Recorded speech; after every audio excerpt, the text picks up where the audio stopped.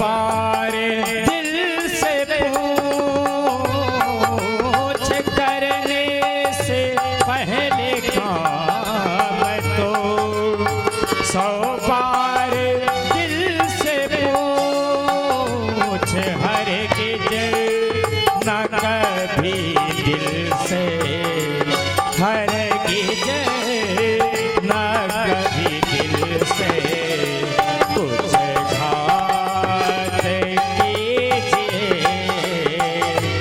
ताली बजा बजा कर, ताली बजा बजा कर शुरुआत कीजिए। हरि नाम मिथ्या बंदिश दिन रात लीजिए।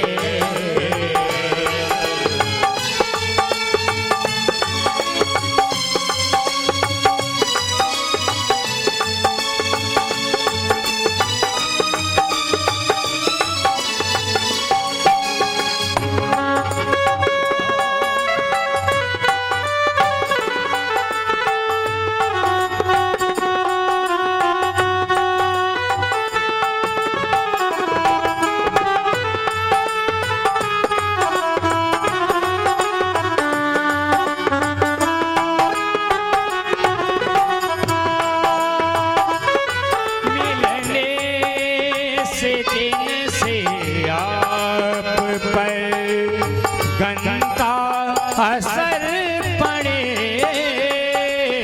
मिलने से जिनसे आप पर गंदा असर पड़े, हरगिज़ न ऐसे लोगों से, हरगिज़ न ऐसे लोगों से मुलाकात कीजिए। हरगिज़ न ऐसे लोगों से मुलाकात कीजिए। ताले बजा बजा कर, ताले बजा बजा कर शुरुआत कीजिए। प्रभु नाम मिथ्या बंदिश दिन रात लीजिए। हरि नाम मिथ्या बंदिश दिन रात लीजिए।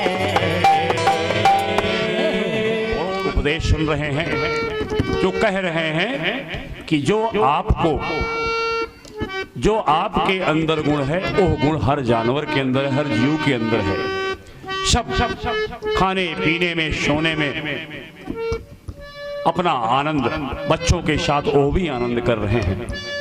तो आप में उनमें भेद क्या हुआ? वो तो भोग योनि है। सिर्फ मनुष्य योनि ऐसी है जो कर्म और भोग योनि है, जिसमें आप परलोक सुधार सकते हैं, आने वाला समय सुधार सकते हैं। आगे कहते हैं, बहुत ही उत्तम बात कहते हैं, हे पुत्रों, हे मेरे मित्रों, शास्त्रों में महापुरुषों की सेवा से, महापुरुषों की सेवा, उनके चरणों की धूलि स्वर्ग का, मुक्ति का और भगवान के परम धाम का द्वार है। जो चाहो सब मिलेगा, लेकिन संतों की सेवा, महापुरुषों की सेवा आवश्यक है। एक शर्त पहला लगाया। दूसरा, स्त्री संगी कामी पुरुषों के संग को नरक का द्वार बताया है। ऐसे जो पुरुष हैं जो हमेशा उल्टी सीधी चर्चा करते हैं, ऐसे लोगों का संग हमको नहीं रखना है, नहीं तो ओह नरक का द्वार है। जो समान चित्त हैं, परम शांत हैं, क्रोधहीन हैं, सबके शुभ चिंतक हैं, सदाचार संपन्न हैं, ऐसे लोगों का हमको साथ करना चाहिए। यही बात भगवान राम विभीषण को कहते हैं, बल बरु भलवास नरक कर त्राता, दुष्ट संग जनि देहि विधाता। दुष्ट लोगों का संग जो हमेशा आपको कहीं न कहीं खींचे रहते हैं, आपके मन को परेशान कर देते हैं विभिन्न आकांक्षाओं में और कई कई दुष्कर्म करा देते हैं, ऐसे लोगों का साथ से अच्छा है नरक का वास, क्योंकि नरक में आपकी पाप शुद्धि हो रही है और यहाँ पाप आप ले रहे हैं बिना किसी कारण के। अपने शरीर में मल लपेट रहे हैं। ये विषयों की बातें, इधर उधर की बातें, उनकी निंदा, उनकी स्तुति, इसको संत लोग कहते हैं मल। अपने शरीर में मल लगाना है और किसी की निंदा स्तुति किसी कारण से अगर हम फंस गए तो पता चला इसी में हम लगे हुए। आगे कहते हैं ऋषभदेव महाराज, गुरु न सास्यात स्वजनो न स्यासात, पिता न स्यासात जननी न सास्यात, देवम न सासात न पते न स्यासात, न मोच एदा समोपेत मृत्युम। कहते हैं ऋषभदेव बड़े कड़े शब्दों में जो हमें आपको सीखना है, जानना है और प्रयास करना है कि हम इस पे चल सकें। आप बोलो में चलना मुश्किल है, इसीलिए तो भगवान कृष्ण कहते हैं, भगवान राम कहते हैं कि मैं जानता हूँ मेरी माया बहुत बलवती है, मेरे बराबर उसकी शक्ति है, उस पर विजय नहीं प्राप्त कर सकते, इसलिए मेरी शरण ग्रहण कर लो, आपको सब चीजें मिल पाएंगी। अब आप सुने वो क्या कह रहे हैं, अपने पुत्रों को हिंदी में सुने आप। हे पुत्रों, जो अपने प्रिय संबंधी को भगवत भक्ति का उपदेश देकर मृत्यु की फांसी से नहीं छुड़ाता, आपका प्रिय वही है जो भगवान की बातें करे, आपके कष्टों को दूर करेगा। अगर ऐसा नहीं है तो ओह गुरु गुरु नहीं है। यहाँ गुरु की पहचान भी अब समझ लीजिए, जो आपको जन्म और मृत्यु की फांसी से न बचा पाए, ओह गुरु गुरु नहीं है, ओह स्वजन नहीं है, वो आपका प्रिय नहीं है, जो आपको भगवान की तरफ ना मोड़े, ओह पिता पिता नहीं है, जो आपको भगवान की तरफ ना मोड़े, ओह माता माता नहीं है, जो भगवान की तरफ ना मोड़े, ओह इष्ट देव नहीं है, जो हमें भगवान कृष्ण और भगवान राम के चरणों में ना जोड़े, ओह पति पति नहीं है, जो पति अपने पत्नी को और पत्नी अपने पति को जो भगवान से ना जोड़े, जो उनको सच्चा उपदेश ना दे, जो जन्म मृत्यु और कष्ट से निवारने का प्रयास ना करे। आगे कहते हैं कि हे पुत्रों, अब वो सारांश बता रहे हैं, हे पुत्रों तुम एक काम करो, सारे चराचर प्राणियों में मुझे देखो, मैं भगवान हूँ। वहाँ अपना रहस्य उजागर कर दे रहे हैं कि तुम मुझ में जैसे मेरे प्रति सम्मान रखते हो पिता रूप में, वैसे सब प्राणियों के प्रति सम्मान रखो। यह उपदेश ऋषभदेव दे रहे हैं। हम सब जानते हैं कि जैन लोगों के जो प्रथम तीर्थंकर हुए वो ऋषभदेव हुए। उसके बाद उन्होंने उपदेश दिया, उपदेश दे करके और कहा कि मेरी सच्ची भक्ति, पिता की सच्ची भक्ति, माता की सच्ची भक्ति यही है कि अपने पड़ोसियों के अंदर भी माता पिता भाई बंधु जैसा व्यवहार करें। यह उपदेश बहुत ही महत्वपूर्ण है। आगे ऋषभदेव इस प्रकार अपने पुत्रों को उपदेश दिए, अपने राज्य को त्यागा, सारे राज्य वो इतने बड़े सम्राट थे उसको त्यागा, अवधूत वेश एक लंगोटी पहना और अपने राज्य से निकल गए। कोई मोह नहीं है। अब किसको शिक्षा दे रहे हैं? अवधूत लोगों को, कि ये जो सन्यासी घूम रहे हैं, जो घूम रहे हैं, इनको उपदेश देने के लिए वो इस प्रकार घर से निकले। कहने का मतलब जो सन्यासी है और पैसा इकट्ठा कर रहा है, अपने आश्रम बना रहा है, वो सन्यासी नहीं है। यह उपदेश दे रहे हैं कि सन्यासी को एक रोटी चाहिए दिन भर में, बाकी नहीं चाहिए। ये उपदेश देने के लिए वहां से निकले। अपने राज्य से और भटकते भटकते कर्नाटक राज्य में पहुंचे। वहां पे कुटकाचल नामक पर्वत है, वहां पे समा गए। लोग कहते हैं कि जंगल में आग लगी थी, उसी में उनका शरीर स्वाहा हो गया। इस प्रकार से उसके पहले लोग उन पे पत्थर फेंकते थे, उन पे गंदगी फेंकते थे, किसी चीज की परवाह नहीं करते थे। क्यों? सिया राम मैं सब जग जानी, करहूं प्रणाम जोरी। मुझे मारने वाला भी वही है, मुझे संभालने वाला भी यही है। जो पत्थर मार रहा है ये भी मैं हूं, इसलिए मुझे कोई किसी के अंदर कमी नहीं निकालनी है। हमारा अगर हमको कोई गाली दे रहा है, हमारा कोई तिरस्कार कर रहा है, तो हम माने कि हमारा ये पूर्व का संचित कर्म है, अब यह क्षीण हो रहा है, अब खत्म हो रहा है। वो गाली दिया, हमारा जो गलत पाप था वो क्षीण हुआ। इस प्रकार से हम अभ्यास करें और इस अभ्यास भगवान की कृपा से आएगा।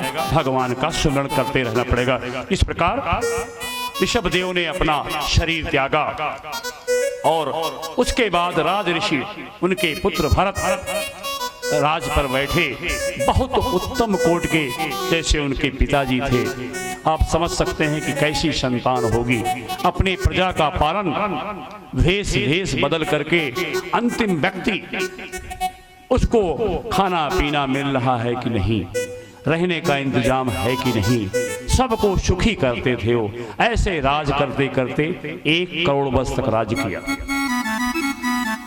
उसके बाद अपने पुत्र को राज दे करके और स्वयं उन्होंने विश्वरूप की कन्या पंचजनी से विवाह किया और उनसे उनके 5 पुत्र हुए और दूसरी पत्नी से 3 पुत्र हुए। 1 करोड़ वर्ष तक राज किया और अंत में वहां से निकल गए और एक नदी के तट पर रहने लगे और वहां भगवान का नाम लेने लग गए।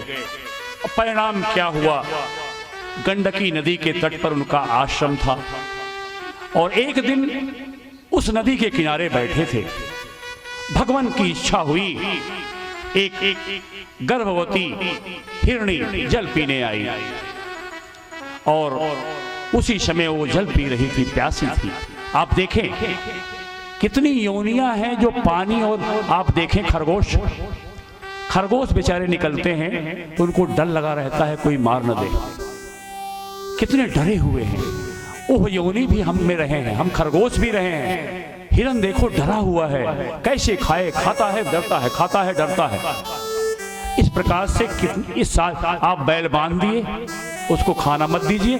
हमने इसी गांव में देखा है, जाड़े के मौसम है, अपना रजाई में कमरा बंद करके सोए हुए हैं और उनके जानवर खुली हवा में पड़े हुए हैं। तो अब कहें कि अब वो अगले जन्म में अगर वो परिणाम नहीं भोगेंगे, ऐसे उनको मालिक मिलेगा जो यहाँ नहीं कश्मीर की ठंडी में उनको बांधेगा बाहर। यहाँ ना बांधे, कश्मीर में बांधे कि एकदम ठंडा ठंडा मरीन जाए। हमें सतर्क रहना है।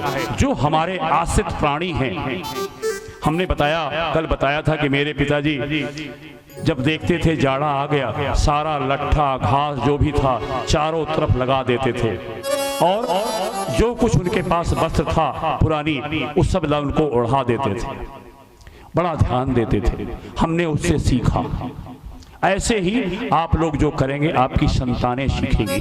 कहने का तात्पर्य 1 करोड़ वर्ष तक राज किया, उसके बाद चले गए गंडकी नदी किनारे। हिरनी जल पी रही थी, पीछे से गर्जना हुई शेर की, वो बेचारी पानी भी नहीं पी पाई थी, डर के मारे नदी में कूद पड़ी।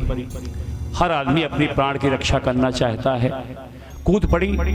अंतिम अवस्था सी गर्भ की और ओह गर्भ बाहर आ गया और जल में बहने लग गया और वो हिरनी किसी तरह से पार करके बाहर गई और वहां जाकर के प्राणांत हो गया, उसकी मौत हो गई।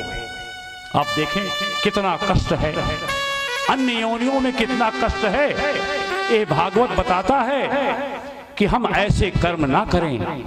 ये मनुष्य योनि मिली है, सत्संग मिला है, इतने संत महात्माओं ने एक भागवत जो लिखा गया है, ये भगवान व्यास बद्री विशाल में जाकर के उस कठिन तपस्या की, उस जहाँ पे कि 6 महीना बर्फ जमी रहती है, वहाँ तपस्या किया। तब यह भगवान कृष्ण की कृपा से उनके अंदर प्रकट हुआ। हमने बताया था कि 4 वेद, एक वेद था वो 4 पाठ किए, 4 भाग किए और 17 पुराणों की रचना की, लेकिन शांति नहीं मिली जब तक यह ग्रंथ नहीं लिखा। यह ग्रंथ भगवान द्वारा प्रदत्त है और इतना बहुमूल्य है, इसकी कीमत हम नहीं करते। कितनी निकम्मी संतानें हमारे उन ऋषियों मुनियों की हम लोग हैं कि हम लोग न सुनते हैं न सुनना चाहते हैं। अब वहां पे देखिए, अब वो बच्चा बहने लग गया। राजऋषि भरत जो अपना परिवार छोड़ के आए हैं, अपने नाती पोता सबको छोड़ के आए हैं, उनको दया आ गई। हम सबको दया आ जाएगी। उस मृग के बच्चे को कूद करके पानी में निकाला, अपने आश्रम लाए, उसको दुग्ध पान कराया, उसको पालने लगे, उसी के साथ खेलने लगे, उसी के साथ उनका जीवन बीतने लगा। हमेशा अब उनको चिंता रहती थी कोई जीव न खा जाए, कोई शेर ना आ जाए। अब क्या है, उनके भगवान की तरफ जो विचार था, जो पूजा पाठ था, 100 यज्ञ किए थे अपने टाइम में, वो सब जो संस्कार उनके अंदर विलुप्त होने लग गए। अब उनका ध्यान हमेशा मृग में रहता था। परिणामतः उनका जब मृत्यु का समय आया तब उनको चिंता हुई कि इस हिरण का क्या होगा मेरे जाने के बाद। परिणामतः प्राण अंत के समय उन्होंने हिरण का याद किया और हिरण के गर्भ में गए और हिरण ने भी प्राण त्याग दिया। और इस प्रकार से उनका जन्म एक ब्राह्मण परिवार में हुआ। और अंतिम समय में लिखा है कि जिस चीज को आप सुमिरन करते हैं, जैसे आप मर रहे हैं या मैं मर रहा हूं, उस समय मैंने अपने किसी पुत्र का सुमिरन किया, किसी रिश्तेदार का सुमिरन किया, उसके कर्म खराब हैं तो जहां वो पैदा होगा मेरा दिमाग वही है। अगर वो शुअर बना तो मुझे भी शुअर बनना पड़ेगा। अगर उसके कर्म अच्छे हैं तो अच्छी योनि में जाएगा तो हम वहां जाएंगे। तात्पर्य यह संदेश देता है भागवत कि अंत समय में जैसा जैसा हमारा स्मरण होगा वही वही हमको योनि मिलेगी। लिखा है मृगेण कलेवरम मृत मनुः ना मृत जन्म अनुस्मृति इतरवत मग मृग शरीरम अवाप। इस प्रकार उनको मृग का शरीर प्राप्त हुआ और मृग के योनि में रहे। लेकिन अब उनको जो तपस्या किया था, जो पूजा किया था, वो उनके ध्यान में है। भगवान यही कृपा करते हैं, कभी भूलवश हमसे कुछ गड़बड़ी हो जाए, कहीं पे हमारी क्रिया भंग हो जाए तो भगवान बड़ा ध्यान देते हैं। उस समय हमें याद कराते हैं कि तुम क्या थे, हजारों करोड़ों वर्ष तुमने राज किया, ऐसा शुभ होगा, अब तुमको मृग योनि मिली है, अब इस कष्ट को भोगो। लेकिन उनको याददाश्त थी।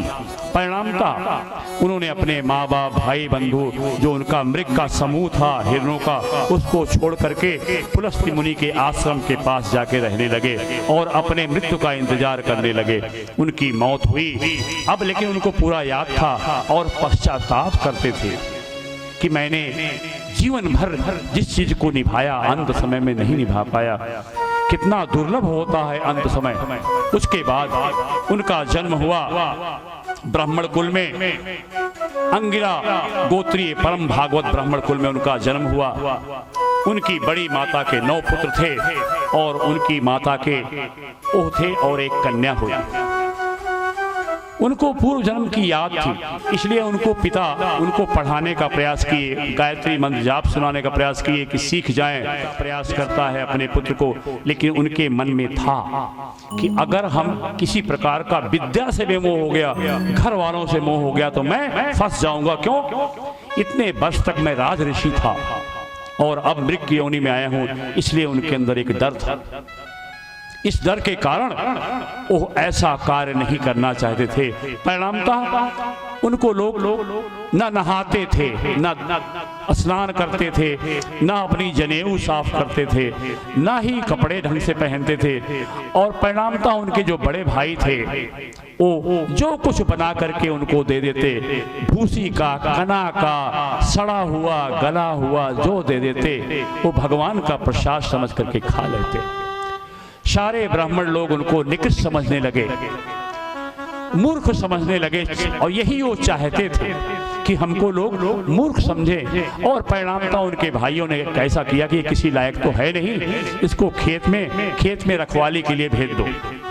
लोगों, उनके भाइयों ने खेत में उनको छोड़ दिया। देखिए भगवत कृपा, उनको सब कुछ याद था। एक दिन डकैत लोग उनको आए और उनको पकड़ करके ले गए। डकैतों का सरदार पुत्र प्राप्ति हेतु एक देवी को मान रखा था कि मैं देवी को एक नर बलि दूंगा, क्योंकि डकैत लोग, चोर लोग अपने देवताओं को शराब और मांस ही चढ़ाते हैं। आपने देखा होगा, हमारे गांव के लोग देख लो, अपने देवताओं को प्रसन्न करने के लिए एक बकरे की बलि देते हैं, मुर्गा की बलि देते हैं। हमारे देवता प्रसन्न हो जाएंगे, क्योंकि वो भी राक्षस हैं और उनके देवता भी राक्षस हैं। यही कारण था कि उस डकैत ने नर बलि देने का बोला कि नर बलि मैं दूंगा माता। अब उनको पकड़ के ले गए। उन्होंने अस्वीकार, उन्होंने कुछ भी तिरस्कार नहीं किया। उनको ले गए वहां पे और माता के सामने नहला धुला करके, बाकायदा कपड़े पहना के, अच्छा भोजन करा करके, देखा होगा बकरा काटने के पहले उसको नहलाना धुलाना, तिलक लगाना, ये लगाना, फुलवाड़ी पहनना, कान क्या क्या लोग करते हैं, इवन कपड़ा पहना देते हैं। सारे नाटक, वैसे डकैतों ने नाटक किया और जैसे बलि के लिए तैयार हुए, लेकिन जड़ भरत, अब उनका नाम, क्योंकि वो उनका नाम भरत था, लेकिन मूर्ख होने के कारण, उनको मूर्ख दिखने के कारण, पागल दिखने के कारण उनको लोग जड़ भरत कहने लग गए। वही राज ऋषि भरत अब जड़ भरत हैं। न नहाते हैं, न पूजा करते हैं, न पाठ करते हैं, न गायत्री जाप करते हैं। उनको जैसे डकैत लोग तलवार निकाले उनको मारने के लिए, भागे नहीं, जो ईश्वर की इच्छा हो। और इस प्रकार से वहां पे तलवार से काटने लगे। माता भद्रकाली प्रकट हुई और डकैतों की तलवार छीन करके उनका सर काट दिया। और सर काटने के बाद वहां से चल गए। उनको क्या है, वो माता को कुछ कहा नहीं, सारे डकैतों को माता ने मार दिया। भगवान किसी न किसी रूप में संतों महात्माओं की हमको आपकी रक्षा करते रहते हैं। चाहे बच्चा दूर हो चाहे नजदीक हो, भगवान सबकी रक्षा करते हैं। और इस प्रकार से, लेकिन वहां भी माता को धन्यवाद नहीं दिया जड़ भरत ने कि हमारा हमको बचा लिया ना, जो हो रहा है वही सही है। मृत्यु आई वो भी सही है, जीवन आया वो भी सही है, कष्ट आया वो भी सही है। क्यों? अब वो फंसना नहीं चाहते किसी की प्रशंसा में, किसी की निंदा में। जड़ भरत का चरित्र हमको आपको बहुत झकझोर देता है। उसके बाद एक बार वो वहां गए और निकल गए। रास्ते में राजा शोवीर, जो वहां का राजा, पास का राजा था, वो उनको मिला और उनको ले करके जब जा रहे थे, पालकी में बैठ के आ रहे थे। और पालकी में सिंधु शोवीर का राजा राहुगण, 4 कहार उसको ढो रहे थे। वो कहीं पे जा रहा था, रास्ते में एक कहार बीमार पड़ गया। परिणाम क्या हुआ, तब वो सोचे क्या करें, राजा को ले जाना है। तो चलते हुए बड़े मदमस्त चाल, संत लोग तो मदमस्त होते हैं, चाहे खाएं चाहे न पिए। तो लोग सोचते हैं कि तो मस्त है। मस्त क्यों है? ना उसको शरीर का प्रेम है, न संसार से प्रेम है, सिर्फ अपने में स्थित है। वो जा रहे थे अपनी मस्त चाल में, उनको पकड़ लाया कहारों ने और उनको जोत दिया। कोई तिरस्कार नहीं, वहां भी चलने लगे। लेकिन उनको जहां चींटी दिखाई पड़े वो उछल जाते। राजा शोवीर 2-3 बार उसको ठोकर लगी, उछल जाते। तो डांटा हो कि तुमको बहुत बड़ा दंड दूंगा। तो कहार लोग बोले कि जो नए आदमी को जोता हो यही ऐसा कर रहा है। अब राजा को क्रोध आया, 3-4 बार ऐसा हो गया। राजा ने बोला रोको पालकी। उसके बाद उनको डांटने लग गया। वहां पे उन्होंने मुंह खोला है पहली बार और कहा कि तुम गाली दे लो, हमको कोई फर्क नहीं पड़ता। ये शरीर जो मोटा पतला है हमारी आत्मा नहीं, इसमें हमको न जायते, भगवान गीता में कहते हैं न जायते म्रियते वा कदाचन न अयम भूत्वा भविता न भूयः अजो नित्यः शाश्वता अयम पुराणो न हन्यते हन्यमाने शरीरे। मैं न जन्मता हूं न मरता हूं, हे शौवीर हे राहुगण, न मैं जन्मता हूं न मरता हूं, न मैं पैदा हुआ न पैदा हूंगा न हूं, मैं नित्य हूं, शाश्वत हूं। अपनी आत्मा का परिचय दे रहे हैं, ये शरीर का नहीं, और मुझे कोई मार नहीं सकता और मैं किसी को मारता नहीं। उन्होंने अपना परिचय दिया। क्यों? वासांसि जीर्णानि यथा विहाय नवानि गृह्णाति नरोपराणि तथा शरीराणि विहाय जीर्णानि अन्यानि संयाति नवानि देहि।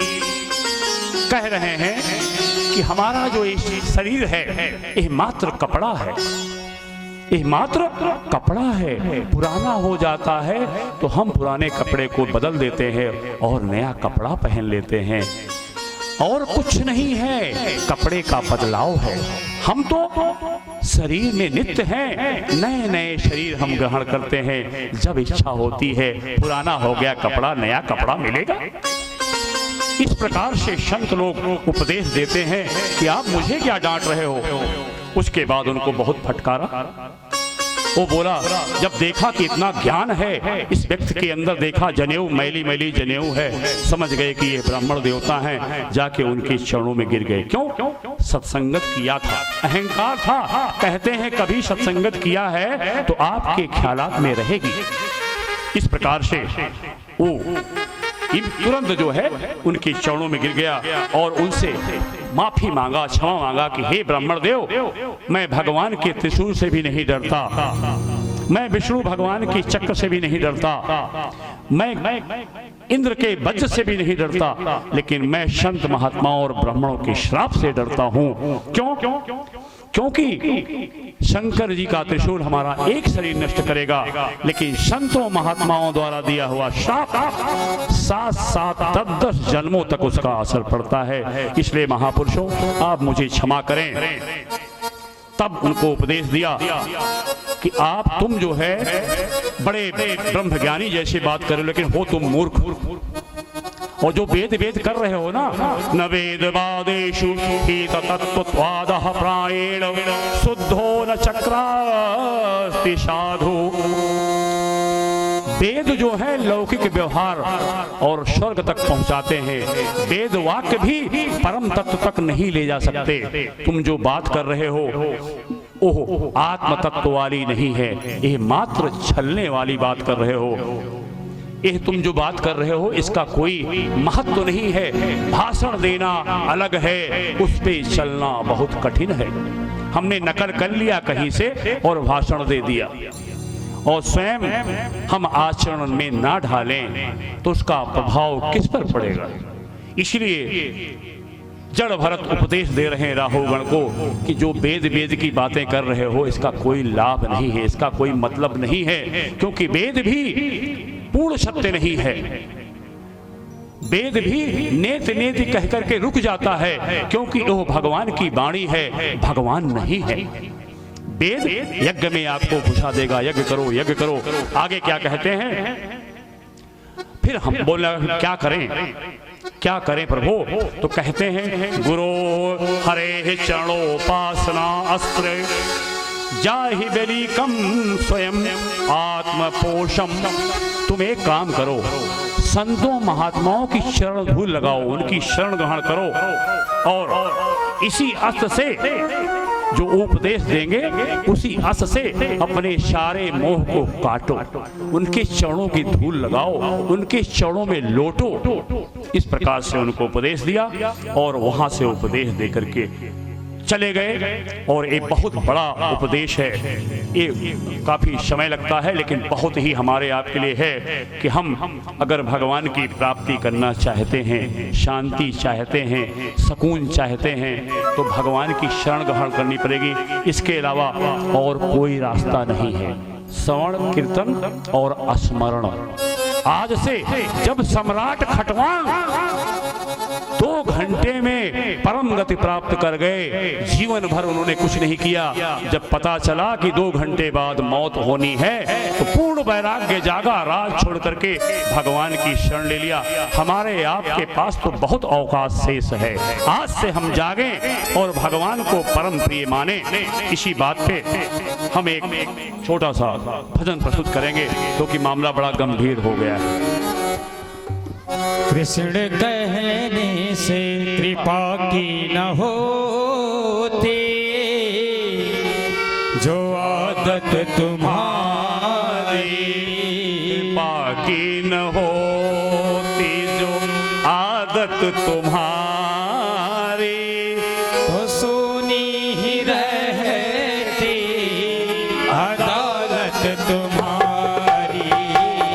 कृपा की न होती, जो आदत तुम्हारी, तो सुनी ही रहती अदालत तुम्हारी।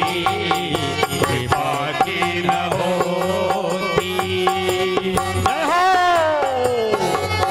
कृपा की न होती, जो आदत तुम्हारी, तो सुनी ही रहती अदालत तुम्हारी।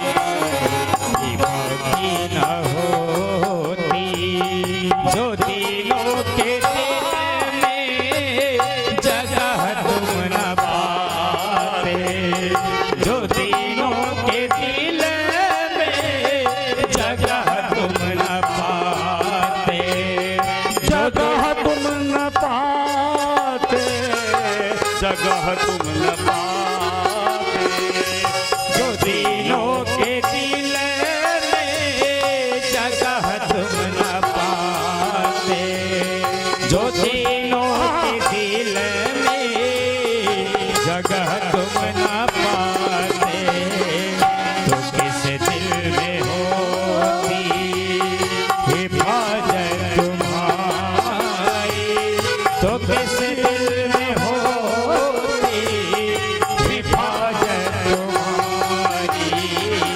कृपा की न होती,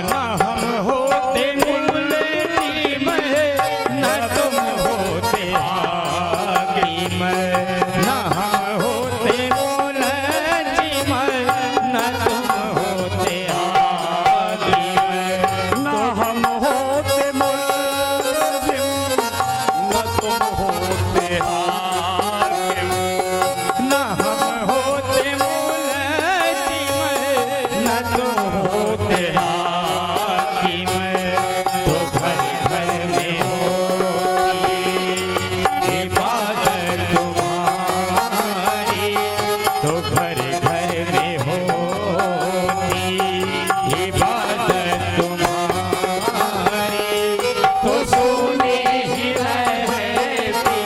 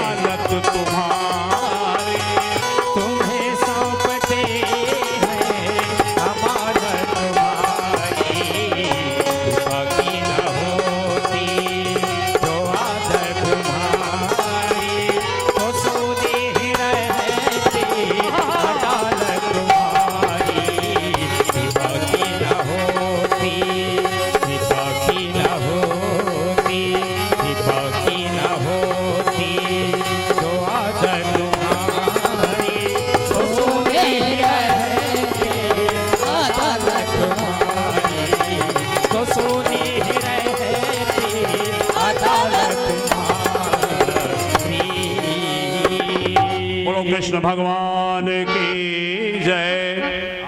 समर्पण किया। हमें भी चाहिए जहां ज्ञान मिले वहां तर्क ना करें, क्योंकि हमारी बुद्धि की एक सीमा है, वह प्राकृतिक है, वह दिव्य नहीं है। उसको जब तक दिव्य नहीं होगी उसमें बिना मतलब के तर्क आते रहेंगे। हम विभिन्न पुस्तकों का सहारा लेकर के संत महात्माओं की बातों को काटते रहेंगे, जो हमेशा हमेशा आदिकाल से होता आया है। ऐसे काल नेमियों से जो साधु वेश धारण करके आपको ठग रहे हैं, उससे हमको संतगण श्रीमद् भागवत यह बताती है कि गुरु वही है जो आपसे कुछ न ले और भगवान का दर्शन करवाए, और पिता वही है जो अपने पुत्र को भगवान की तरफ मोड़े, मित्र वही है जो भगवान की तरफ मोड़े, पत्नी और पति वही है जो अपने पति को और पति पत्नी को भगवान की ओर मोड़े। नहीं तो ओह इष्टदेव ऋषभदेव भगवान के अवतार है। ओह कहते हैं कि ओह इष्टदेव नहीं है जो भगवान की तरफ, भगवान कृष्ण और भगवान राम की तरफ ना मोड़े। आगे अभी हम देख रहे थे, जड़ भरत अपना वृत्तांत बता रहे थे। जब उनको लगा कि इनको बता देता हूं कि मैं कौन था, क्योंकि ये सोच रहे हैं कि नंग धड़ंग आदमी एक काली जनेऊ पहने, न कोई भेष है, न भूषा है, न खूबसूरती है, न तेल है, न पाउडर है, न क्रीम है, जिसको हम समझते थे कि यह मात्र बहुत निकृष्ट प्राणी है। जब उसके अंदर ज्ञान की महिमा देखा तो चरण स्पर्श कर लिए और चरण पकड़ के बैठ गए। यही हमको चाहिए, जहाँ ज्ञान मिले, जहाँ ज्ञान प्राप्त हो, ऐसे स्थानों पे हम भगवान को नमन करें। आगे क्या कहते हैं? जड़ भरत कहते हैं कि हे राहुगण, तुम तो एक छोटे से राजा हो, इतने अहंकार से भरे हुए हो कि इन कहारों को जोते हुए हो। इन कहारों को तुम मनुष्य नहीं समझते, गरीबों को तुम मनुष्य नहीं समझते, तुम बहुत क्रूर हो, तुम बहुत पापी हो, अपने को स्वामी माने बैठे हो। अरे तुम नहीं जानते कि पिछले जन्म में तुम मृग थे और तुम्हारी मैं सेवा करता था, वही तुम यहाँ बन गए हो, मेरे प्रभाव से तुम यहाँ पहुँच गए हो। अब सुनो, मैं पूर्व जन्म में राज ऋषि था, पूरा ब्रह्मांड, पूरी धरती का शासक था। 1 करोड़ वर्ष राज किया, समस्त सुख भोगा। उसके बाद सारे परिवार को छोड़ करके जंगल में आ गया। लेकिन एक गलती हुई, मृग से मोह। हमारे पास तो लाखों लाखों मोह हैं, हम तो हर जगह बिखरे हुए हैं, जिसको मिले उसी को अपना समझ लिए, लेकिन भगवान को नहीं समझे। संत महात्माओं की तरफ निकृष्ट दृष्टि देखते हैं कि यह तो क्या है, इसके पास न घर है न द्वार है, भिक्षा मांगता है। परिणामतः अगले जन्म में भिक्षुक बनने की का स्थान आपने खोज लिया है। अब ये समझा रहे हैं कि मैं राज ऋषि था, मैंने एक गलती की, हे राहुगण तुम जाग जाओ, ऐसी गलती मत करना कि अगले जन्म में तुमको यही गति ढोनी पड़े। बहुत सतर्क किया और उसके बाद वहां से विदा लेकर के अपनी कहानी बता करके चले गए। बोलो जड़ भरत महाराज की जय, बोलो वृंदावन बिहारी लाल की जय। अब यह जब प्रसंग समाप्त हुआ, तब परीक्षित ने सुखदेव महाराज से पूछा कि हे प्रभु, हे भगवान, आप मुझे यह बताएं कितने लोक हैं और इनकी स्थिति कहाँ है, और साथ में ये बताएं नरक क्या होता है, नरक क्यों मिलता है, ये सब चीजें हमको बताएं। तो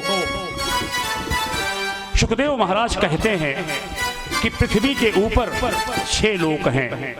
सबसे ऊपर है सत्यलोक, जहां ब्रह्मा जी, ब्रह्माणी में सरस्वती जी और नारद आदि वहां निवास करते हैं। सबसे ऊपर सत्यलोक है। यह जो है जन्म मरण के, यहाँ पे लोग जन्म मरण के चक्कर में रहते हैं। इसके ऊपर जो परम धाम जाते हैं उनका जन्म मरण नहीं होता। तब लोग इसे विराट पुरुष का ललाट कहा जाता है, क्योंकि कल्पना की जाती है कि यह पूरा जगत भगवान के हृदय में व्याप्त है।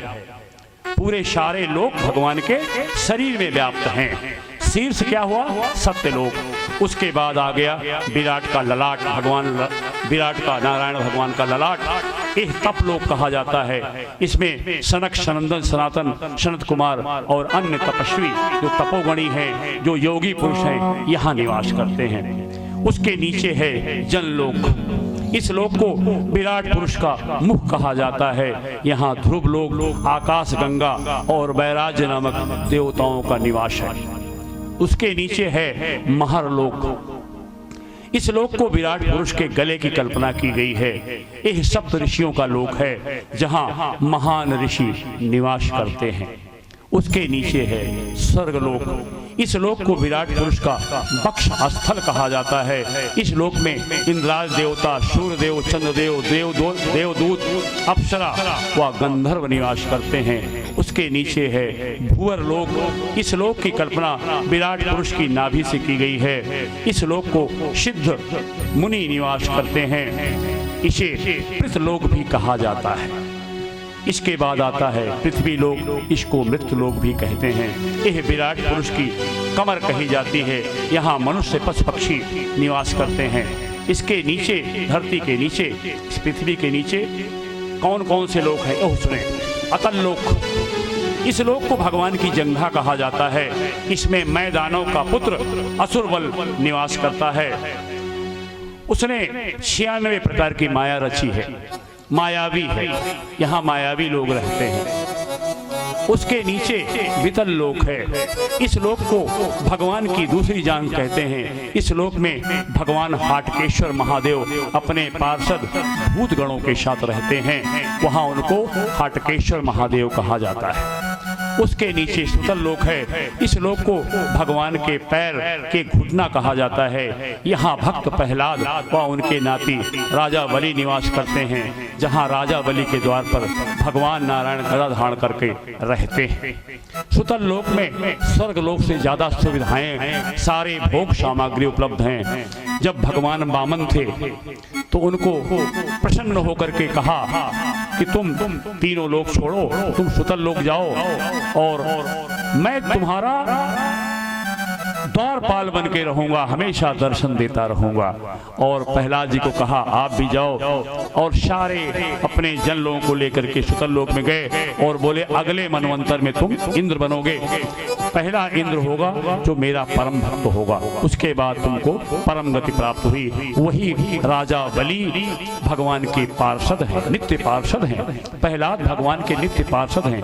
जहां भी अवतार लेते हैं भगवान 12 नित्य पार्षद हैं। भीष्म भी हैं उसमें। इस प्रकार उनको नित्य पार्षद बना दिया भगवान। जहां जहां रहेंगे वहां वहां वो अवतार में उनके साथ जाते हैं। उसके नीचे है तलातल लोक। इस लोक का स्थान भगवान के पैर की पीढ़ी कहा जाता है, जहां मैं दानव निवास करता है। उसके नीचे है महातल लोक। भगवान की एड़ी के ऊपर जो गांठ है, इसी लोक को कहते हैं विराट के शरीर में, जहां अनेक सिरों वाले अत्यंत क्रोधी सर्पों का निवास है। रसातल एड़ी व पंजे जो एक लोक है रसातल, सबसे नीचे है। यहाँ दैत्य व दानव निवास करते हैं। उसके नीचे है पाताल लोक। इस लोक को भगवान का तलवा कहा जाता है। यहाँ नागलोक, जिसमें बासुकी आदि नाग रहते हैं। इस प्रकार उनको बताया कि कितने लोक हैं। उसके बाद बोला कि हे भगवान, आपने सब चीजें बताई, मुझे यह बताइए कि नरकों की विभिन्न गतियों का वर्णन करिए और यह बताइए कि नरक क्यों मिलता है। परीक्षित ने पूछा कि लोगों की ऊंची नीची गतियां क्यों मिलती हैं। किसी को एक कालसूत्र नरक भेजा जाता है, किसी कुंभीग्राम ने कुंभी पाक हो जाता है, किसी को नरो नरक भेजा जाता है। यह क्या है, कृपया मुझे स्पष्ट बताइए। नरक लोक कहाँ स्थित है, ये भी मुझे बताइए। सुखदेव महाराज कहते हैं जैसे जैसे पाप करने वाले पुरुष सात्विक, राजस और तामस 3 प्रकार के होते हैं। किसी के पास सात्विक ज्यादा है, राजस थोड़ा है, इस प्रकार से हमारी योनियां होती। पाप किया, कोई थोड़ा पाप किया उसको कौन सी योनि मिलेगी, बड़ा पाप किया उसको कौन सी योनि मिलेगी। इस प्रकार नरक में अलग अलग विभाग हैं। जैसे हम मनुष्य जरूर हैं, एक बहुत गरीब पैदा हुआ है, एक नेता बन गया, एक प्रधानमंत्री बन गया, एक मंत्री बन गया, एक कारखाने का मालिक बन गया, एक बहुत बड़ा सेठ बन गया, एक बहुत बड़ा भक्त बन गया। मनुष्य सभी हैं, मनुष्य भी हैं, लेकिन अलग। कुत्ता बन गया, लेकिन उसने कुछ अच्छे कर्म किए थे, किसी रईस आदमी के यहाँ कुत्ता बन गया, जहाज में घूम रहा है। कहने का तात्पर्य कुत्ता योनि मिली, लेकिन उसको सुख किसका मिल रहा है? स्वर्ग का सुख मिल रहा है, उसका थोड़ा पुण्य है।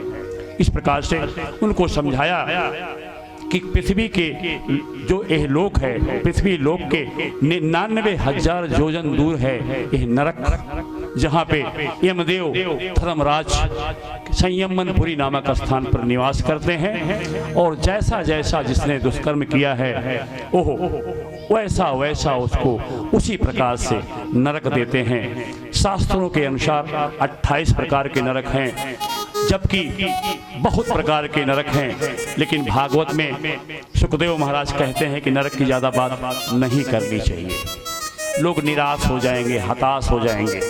लेकिन फिर भी 28 प्रकार के नरक बताए, और मैं भी आप लोगों की श्रेणी में हूँ, इसलिए कुछ ही नरक बताऊंगा, नहीं खुद ही डर जाऊंगा, क्योंकि मैं भी तो पापी ही हूँ।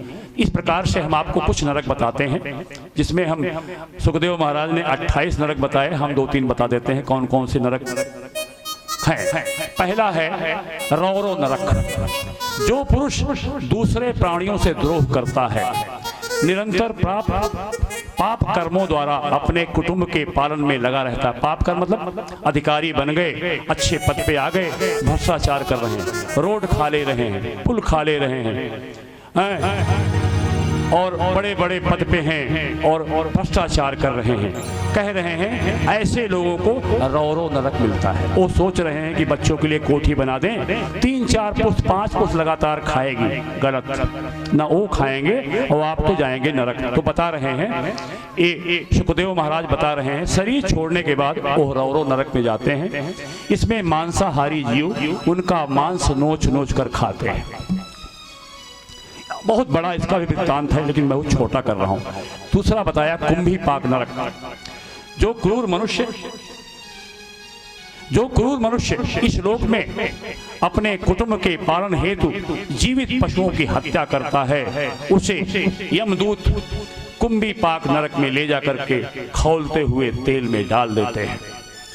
तीसरा कालसूत्र नरक। जो मनुष्य इस लोक में माता पिता, संतों, ब्राह्मणों और वेदों का विरोध करते हैं, उन्हें यम